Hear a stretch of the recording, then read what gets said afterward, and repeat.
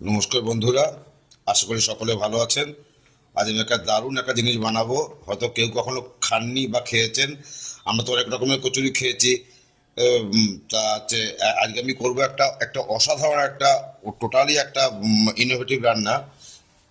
যেটা আমি করবো হচ্ছে কাঁচকলার খোসা দিয়ে কচুরি করব। শুনতে কেমন লাগছে তো জিনিসটা, যে কাঁচকলা খোসা দিয়ে কচুরি কেমন হয়, কিন্তু বন্ধুরা শুনতে যতটা খারাপ লাগছে, খেতে ঠিক তার মানে তত গুণ কিন্তু ভালো লাগবে, আপনারা কল্পনা করতে পারবেন না। তাই জন্য আপনি দেখুন জিনিসটা আমি প্রথমে হচ্ছে নুন আর হলুদ দিয়ে গরম জলটা বসিয়ে দিয়েছি। তারপর আমি কাঁচকলা খোসাগুলো ভালো করে ধুয়ে ছোটো ছোটো করে কেটে নিয়েছি। কেটে আবার এগুলো আমি সিদ্ধ বসিয়ে দেবো। মানে আপনারা কল্পনা করতে পারবেন না জিনিসটা যে এত ভালো একটা জিনিস যে মানে খাবার যে হতে পারে। আপনারা একবার অন্ততপক্ষে আমার অনুরোধ মতো একবার করে দেখবেন, দুটো চারটে বানিয়ে দেখবেন, খারাপ লাগলে আপনারা ফেলে দেবেন, আমাকে গালাগাল করবেন। কিচ্ছু আমি কিচ্ছু তাতে মনে করব না। কিন্তু আপনাদের কাছে আমার একটা বিনীত অনুরোধ, আপনারা অন্তত জিনিসটা একবার করে দেখবেন যে কত মানে অসম্ভব উপাদেয় খাদ্য, পুষ্টিকর খাদ্য এবং সুস্বাদু খাদ্য। এই জন্য আমি এটা প্রথমে কি করেছি, যেটা বললাম, যে বাটির মধ্যে একটু হলুদ আর নুন দিয়ে জলটা গরম করে তারপরে আমি কাঁচকলা খোসাগুলো ভালো করে ধুয়ে ছোটো ছোটো করে কেটে নিয়েছি, যাতে তাড়াতাড়ি সিদ্ধ হয়। এবং এই খাবারটার মধ্যে অত্যন্ত ফাইবারযুক্ত খাবার একটা, যা খেলে শরীরে কোনো অপকার তো হবে না, রীতিমতন ততগুলি উপকার হবে শরীরে, এবং অত্যন্ত সুস্বাদু খেতে, জীবের পক্ষেও খুব ভালো, খেতেও ভালো লাগবে, মনে রাখবেন। তাই দেখুন বন্ধুরা, আমি এখন ওটা সিদ্ধ করি, তারপরে আপনারা দেখাচ্ছি পরবর্তীটা কি হচ্ছে। দেখুন বন্ধুরা, আমি কাঁচকলা খোসাগুলো সিদ্ধ করে নিয়েছি, কত সুন্দর সিদ্ধ হয়ে গেছে। দেখুন একদম সিদ্ধ হয়ে গেছে। এর মধ্যে আমি রসুন দিয়েছি, কাঁচা লঙ্কা দিয়েছি, আর একটু টমেটো দিয়েছি, অর্ধেকটার মতো টমেটো দিয়েছি। আর ঝালটা আপনারা যে যার মতো পছন্দ মতো নেবেন।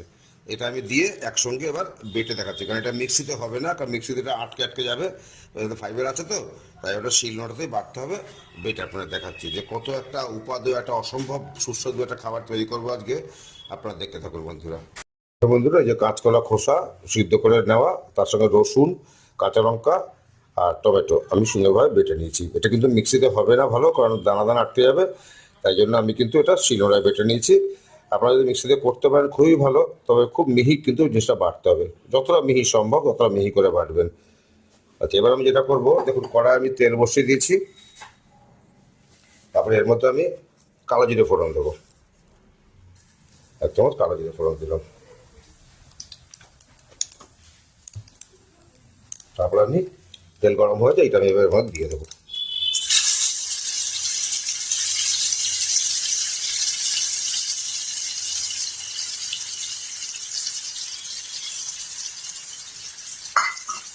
অত্যন্ত সুস্বাদু রান্না, এটা কিন্তু এবার নাড়তে হবে।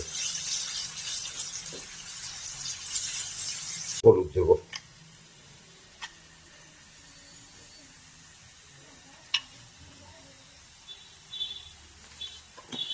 ঠিক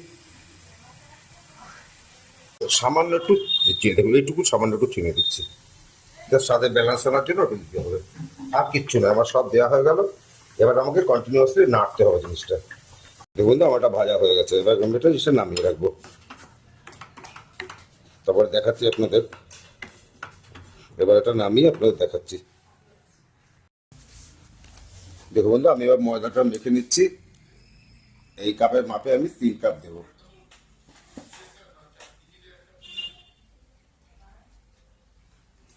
1 কাপ,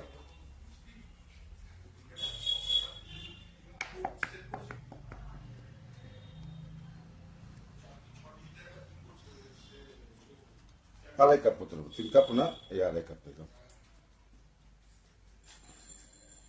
1/2 কাপ ময়দা আমি ময়দা নিলাম।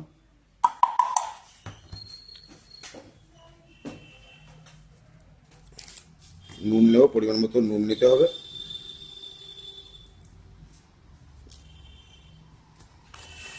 চিনি নিলাম, তাহলে ময়ানটা ভালো হবে। 1-2 চামচ তেল নিয়ে নিচ্ছি। এবার এটা ভালো করে এটাকে মেখে নিতে হবে জিনিসটা। তো সকলেই জানেন, তাও আমি করছি বলে দেখাচ্ছি আপনাদের।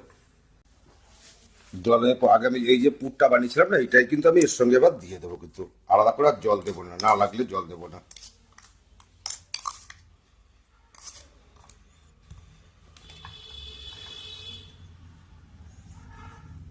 1 চামচ ধনে পাতা বাটা দিলাম।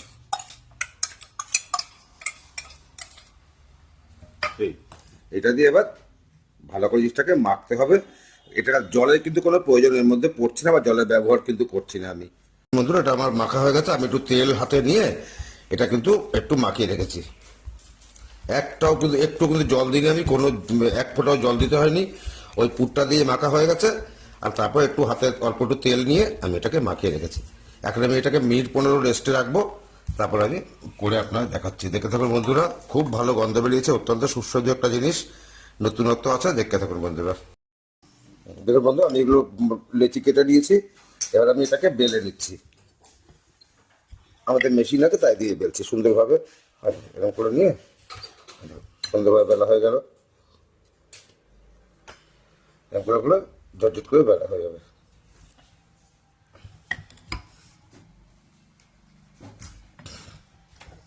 দেখুন, নিমেষের মধ্যে বেলা হয়ে যাচ্ছে। তেল পুরোপুরি গরম হয়ে গেছে। এবার আমি ভেজে নিচ্ছি এটা।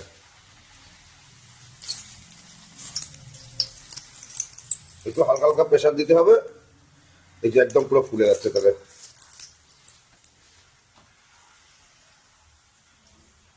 আর তেল যখন পুরোপুরি গরম হয়ে যাবে, গ্যাসটাকে মিডিয়াম টু লো করে দেবেন, তাহলে আর পুড়ে যাবে না।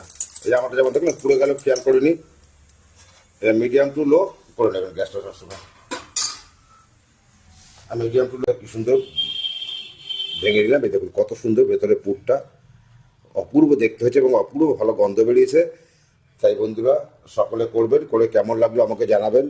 ভালো হোক মন্দ না হোক, যে কোনো কিন্তু কমেন্ট আমাকে অবশ্যই জানাবেন, কারণ আপনাদের কাছে আমারও শিক্ষার অনেক কিছু আছে। তাই বন্ধুরা, অবশ্যই একবার হলেও জিনিসটা বানিয়ে দেখবেন, কেমন লাগলো আমাকে জানাবেন। আজ এই পর্যন্তই, পরে ভিডিও আবার দেখা হয় বন্ধুরা। নমস্কার, সকলে ভালো থাকবেন। আমি বাকিগুলো ভেজে নিচ্ছি। সবাই কিন্তু একবার চেষ্টা করবে প্লিজ, আপনাদের একবার রিকোয়েস্ট, এই রেসিপিটা একবার অন্তত হলেও চেষ্টা করবেন। আশা করি সকলে ভালো লাগবে। সকলে ভালো থাকবেন। পরে ভিডিও আবার দেখা হয় বন্ধুরা। নমস্কার।